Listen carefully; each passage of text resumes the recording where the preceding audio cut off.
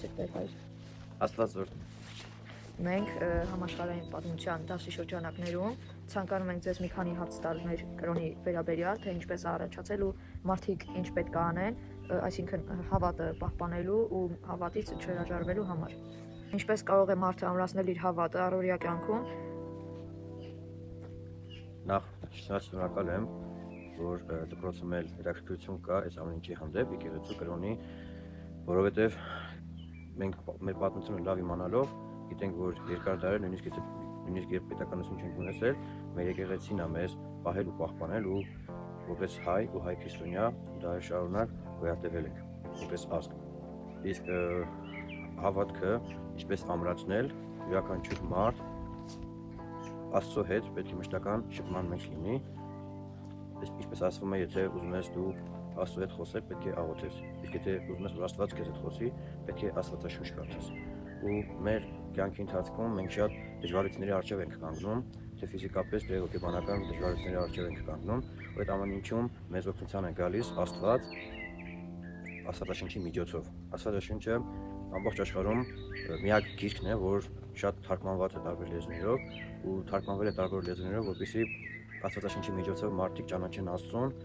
որ Աստված ինչու է ստեղծել երկիրը, ինչու է ստեղծել մարդուն իր պատկերով ու նմանությամբ, որովհետև Աստված ինքը սեր է ու չպարփակվելով իր մեջ ցանկացել է իր սերը արտահայտել։ Իր սերը արտահայտել է աշխարհը ստեղծելով եւ մարդուն ստեղծելով իր պատկերով ու նմանությամբ։ Այսինքն մարդ ինչպես պետք է իր հոգևոր կյանքը աշխուժացնի Աստվածաշնչի միջոցով, Աստծուն ճանաչելու միջոցով։ Շնորհակալություն պատասխանի համար։ Իսկ եկեղեցու դերի մասին, ինչ դեր ունի եկեղեցին երիտասարդների կյանքում այսօր։ Ես կարող եմ ասել, որ այսօր եկեղեցին մեծ դեր ունի երիտասարդների կյանքում, որովհետև ես արդեն 5 տարի է որ այստեղ Սանայինի վանական համալիրում հոգևոր ծառայություն եմ բերում եւ շարժը տեսնում եմ երիտասարդների դեպի եկեղեցի ու նաեւ անհատական դեպքեր են լինում, երբ որ երիտասարդները շատ դժվար իրավիճակների մեջ գտնվելուց հետո չկարողանալով ելքը գտնել, գալիս են քահանայի մոտ խորհուրդ հարցնելու, թե այս իրավիճակից ինչպես կարող է ինքը դուրս գալ։ Դա մի բանի մասին է խոսում, որ երիտասարդները դժվարություններ որ առաջանում է իրենց առջև, իրենք ճանապարհները գտնում են եւ գալիս են դեպի Աստված ու փորձում են Աստծո միջոցով իրենց դժվարությունները հաղթահարել, Աստծո միջոցով փորձում են իրենց խնդիրները այսպես ասած լուծում գտնեն։ Եվ Աստվածաշունչն է ասում, որ թույլ տվեք երեխաներին գան ինձ մոտ, որովհետև երեխաները երիտասարդներին է Աստծո արքայությունը ու ասում է շարունակելով իր խոսքը Աստված, ասում է, եթե չդառնաք այս մանուկների պես, այս երիտասարդների պես, երկրի արքայությունը չեք ժառանգելու։ Եվ մանուկ եւ երիտասարդ այդ ճանապարհը, այդ կապը դեռ կարելի ասել խզված չի, ինչ առումով, երբ որ մարդ մանուկից դառնում է երիտասարդ, դեռ իր մանկական հոգին վառ է իր մեջ եւ դրա համար երիտասարդները միշտ ցկտում են, որպեսզի Աստծո հետ իրենց կապն էլ վառ լինի եւ դրանից միայն օգտվում է երիտասարդը։ Ու արդեն առաջիկա իրեն առաջ ծառացած բոլոր խնդիրները, բոլոր դժվարությունները Աստծո օգնությամբ կարողանա հաղթահարել ու անցնել առաջ։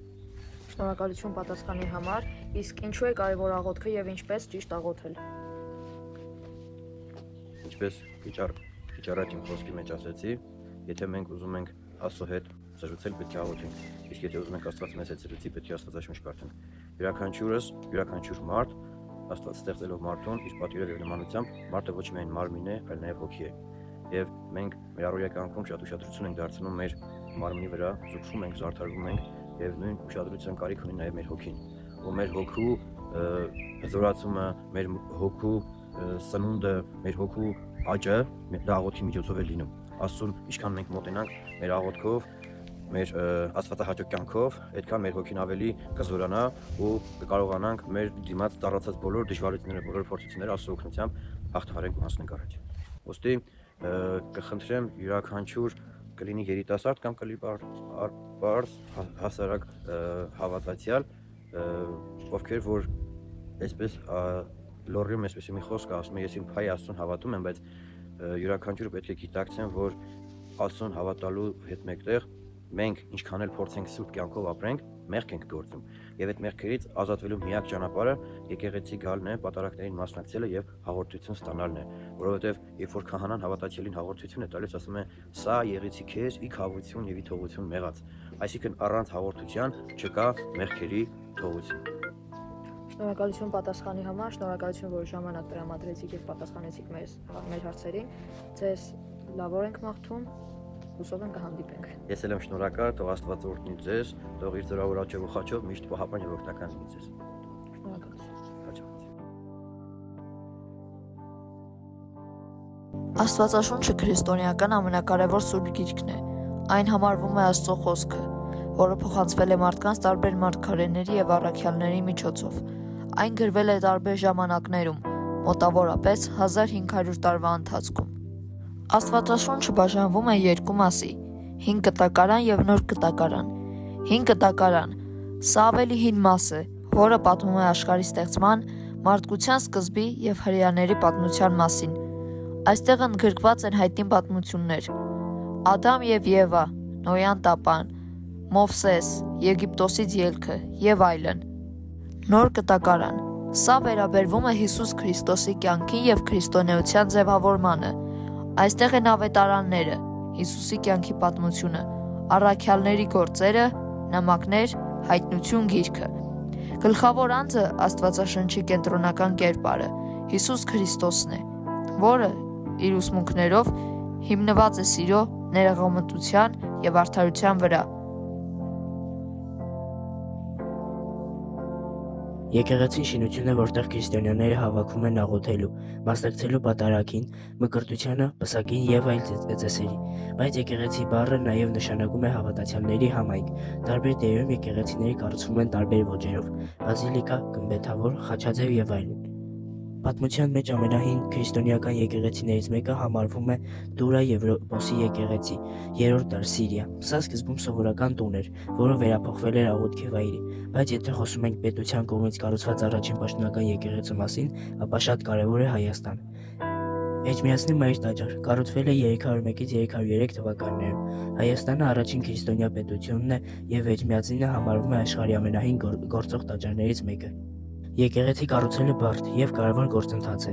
Տեղի ընտրություն ընտրում են բարձր կամ տեսանելի վայր, հաճախ սուրբ կամ պատմական նշանակություն ունեցող տեղ։ Նախագծում ճարտարապետները կասում են հատագիծը, շատ եկեղեցիներ ունեն խաչաձև ձև, կենտրոնում գմբեթ։ Հիմք եւ պատեր կառուցվում է ամուր հիմք, հետո քարե կամ աղյուսե պատեր։ Հայաստանում հիմնական օգտագործվում է տուֆ քար։ Գմբեթի կառուցում գմբեթը եկեղեցու ամենակարևոր մասն է, որը խորհրդանշում է երկինքը։ Ներքին հարդարում ներսում լինում են սրբապատկերներ, որմնանկարներ, խորան, սուրբ սեղան։ Օծում վերջում եկեղեցին օծվում է քահանայի կողմից եւ դառնում սրբավայր։ Հետաքրքիր փաստ, հայկական եկեղեցիները շատ հաճախ կառուցված են այնպես, որ գլխավոր մուտքը արևմուտքում է, իսկ խորանը արևելքում, ինչը խորհրդանշում է լույսը եւ հավատը։ Սկզբում քրիստոնեություն տարածվում էր գաղտնի, հավատացյալները հավաքվում էին թաքուն վայրերում, օրինակ կատակոմբներում։ Առաջին քրիստոնյաները հաճախ օգտագործում էին գաղտնի նշաններ, օրինակ ձգան նշանը, որպեսզի ճանաչեն միմյանց առանց վտանգի։ Քրիստոնեությունը շատ արագ տարածվեց առևտրական ճանապարհով, հատկապես Մետաքսի ճանապարհով, որտեղ վաճառականները նաև փոխանցում էին հավատքը։ Պողոս առաքյալը համարվում է քրիստոնեության ամենամեծ տարածողներից մեկը։ Նա ճանապարհորդել է հազարավոր կիլոմետրեր, սկզբում հռոմեական կայսրություն քրիստոնյաների հալածում էին, բայց հետո իրավիճակը փոխվեց, երբ Կոստանդիանոս մեծը թույլատրեց քրիստոնեությունը 4-րդ դարում քրիստոնեությունը դարձավ կայսրության հիմնական կրոններից մեկը, ինչը արագացրեց դրա տարածումը Եվրոպայում։ Հայաստանը առաջին երկիրն էր, որ պաշտոնապես ընդունեց քրիստոնեությունը 301 թվականին, ինչի արդյունքում հավատքը սկսեց ավելի արագ տարածել տարածաշրջանում։ Գրիգոր Լուսավորիչը մեծ դեր խաղաց ոչ միայն Հայաստանում, այլ նաև հարավյան տարածքում հավատքի տարածման մեջ։ Քրիստոնեությունը տարածվել է ոչ միայն քարոզների, այլ նաև կրթության միջոցով ստեղծվել են դպրոցներ եւ գրքեր։ Հետագա միսիոներները քրիստոնեությունը տարան Աֆրիկա, Ասիա եւ նույն Ամերիկա։